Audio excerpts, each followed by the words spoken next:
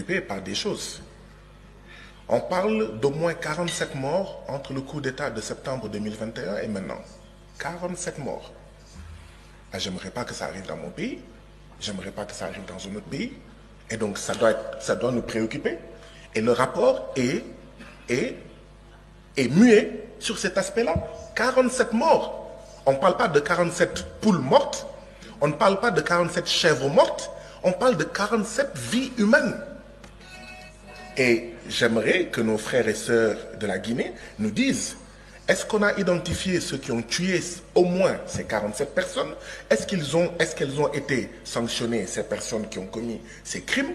Parce que si on ne les sanctionne pas, vous-même qui êtes assis ici, frères et sœurs de Guinée, vous êtes en sursis. Vous êtes en sursis. Ou vos enfants, d'accord, vos frères, vos cousins, vos voisins sont en sursis. Donc j'aimerais que la délégation de Guinée nous dise comment est-ce qu'on peut tuer 47 morts, 47 personnes, 47 Guinéens. Et il y a beaucoup de manifestations qui sont réprimées, dont une manifestation, la manifestation contre la récurrence des coupures d'électricité dans un village. Et on réprime comme ça les gens. D'accord?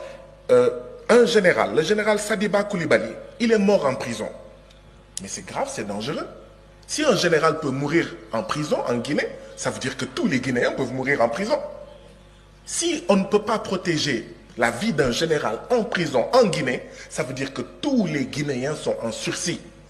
Et ça pose les problèmes des conditions carcérales. On dit qu'il a eu un traumatisme psychosocial, etc., qui a poussé à une crise cardiaque.